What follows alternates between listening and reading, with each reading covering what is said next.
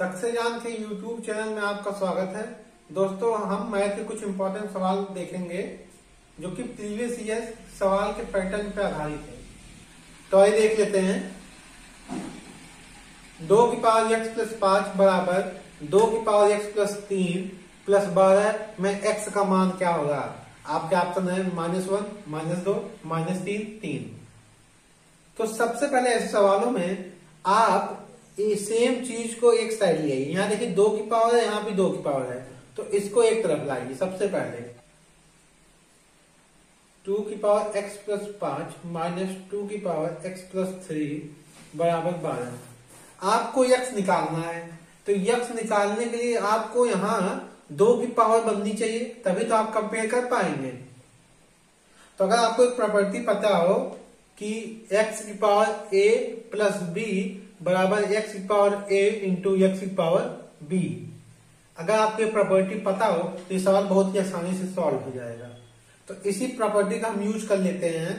तो 2 की power x plus 5 को हम लिख सकते हैं 2 की पावर x गुणे 2 की पावर 5 माइनस 2 की पावर x प्लस 3 को लिख सकते हैं 2 की पावर x इंटू 2 की पावर 3 बराबर 12।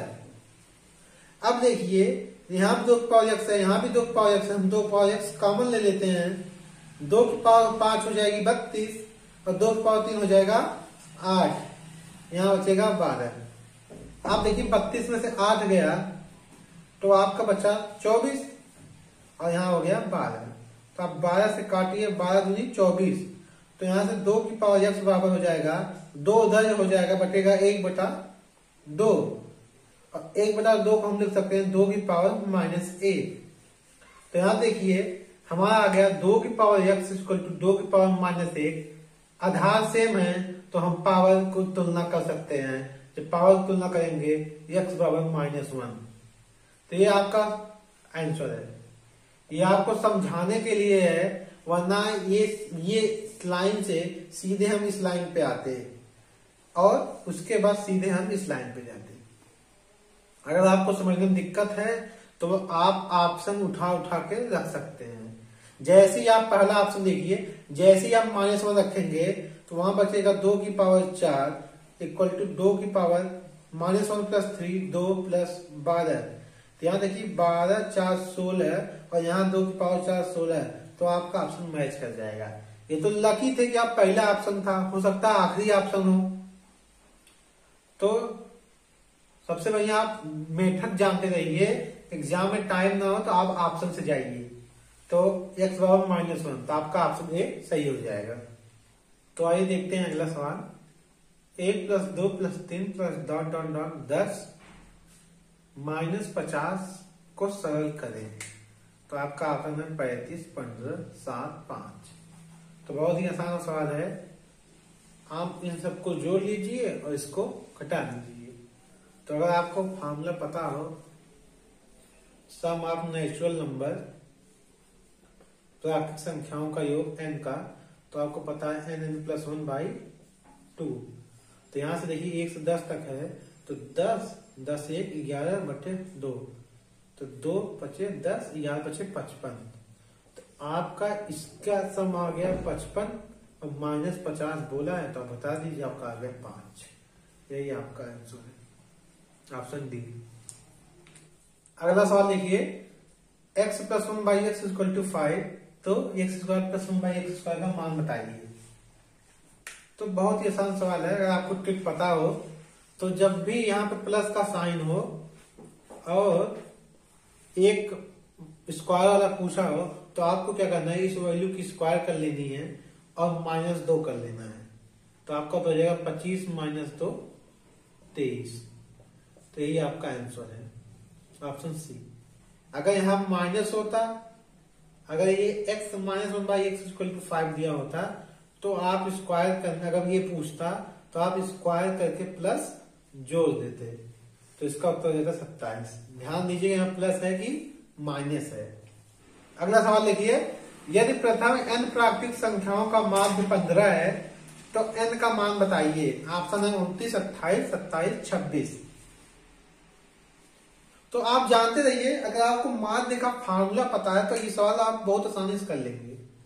जो माध्य होता है मीन, उसका फॉर्मूला होता है n प्राकृतिक संख्याओं का योग, यानी कि n प्राकृतिक संख्याओं का योग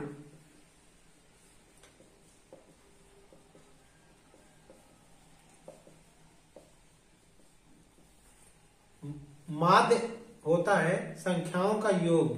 तो यहाँ पे n नंबर की बात किया गया है, n संख्या की, तब n प्राकृतिक संख्या क्यों लिखेंगे अपान टोटल संख्या, कितनी संख्या है, तो कुल संख्या कितनी है n। तो यही माध्य, यही दिया है 15। माध्य होता है कुल योग बटे कुल संख्या। अगर इस सवाल नहीं, अगर जनरली बोलोगे तो आप बोलेंगे कुल संख्याओं का योग, कुल आंकड़ों का योग अपान कुल आंकड़ा, कुल संख्या। एक में संख्याओं का योग लिखना है और बटे में कुल संख्या लिखना है। तो n प्राकृतिक संख्याओं का योग का फॉर्मूला अभी अभी मैंने बताया, n+1/2 और बटे n है। तो यहां से n कैंसिल हो जाएगा, बचेगा n+1/2। तो n+1/2 इक्वल टू 15, तो 2 उधर जाएगा, तो n+1 इक्वल टू 30 और 1 उधर जाएगा, बचेगा 29। n बराबर आ जाएगा 29। आंसर यही है, तो ऑप्शन ए आपका सही है। अगला सवाल देखिए, यदि एक संख्या में 1/2 घटाया जाता है और फिर 1/2 गुणा किया जाता है तो संख्या 1/8 हो जाती है, तो मूल संख्या बताइए।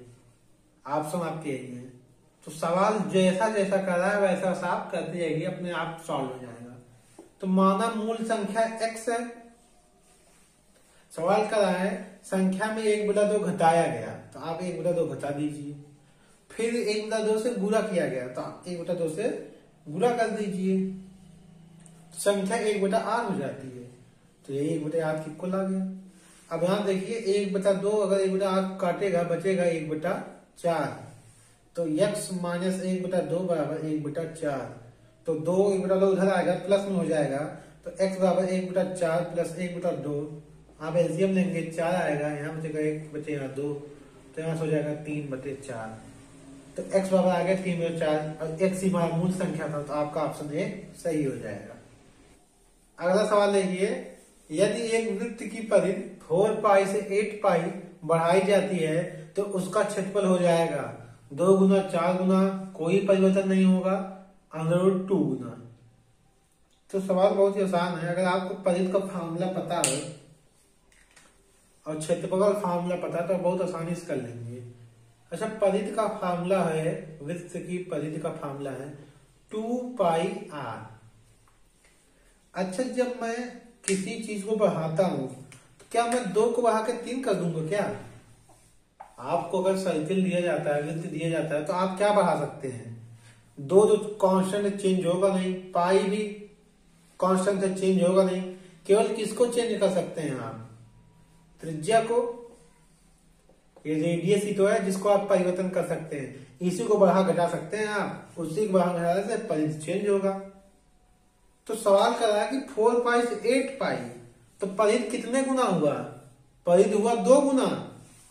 परिधि अगर 2 गुना हो रहा है, 4π से 8π जा रहा है 2 गुना, और ये 2 गुना कब हो सकता है? जब आप त्रिज्या को 2 गुना किए हो।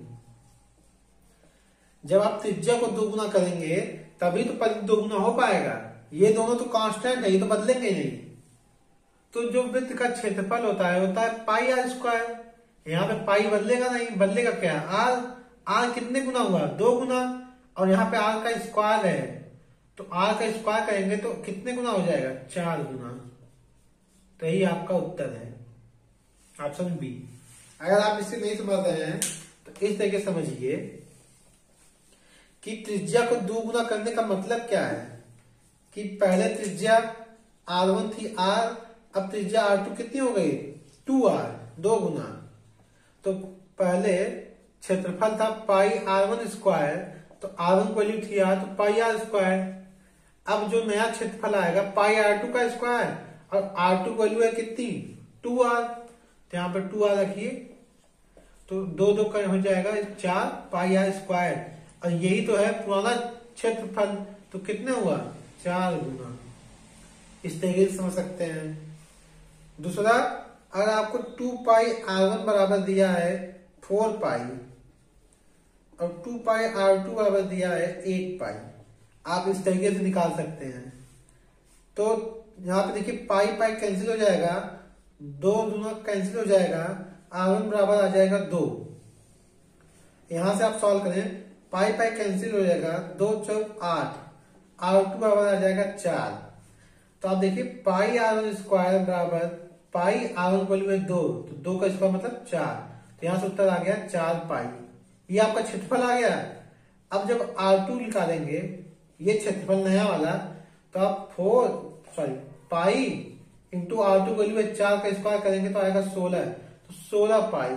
तो आप यहां देखिए 4 पाई 16 पाई चला गया, तो ये 4 गुना हो गया। तो आप चाहे इस तरीके समझिए, तीनों तरीके आपको समझा दिए। इस सवाल में सबसे बेस्ट होता है आपको ये वाला। आप देख लें, यहाँ पे r की पावर थी 1, त्रिज्या 2 गुनी हुई तो पहले 2 ही गुना होगा। यहाँ पे r की पावर थी 2, तो त्रिज्या दुगुनी होगी तो क्षेत्रफल 4 गुने हो जाएगा। तो बस आज के लिए इतना ही। धन्यवाद।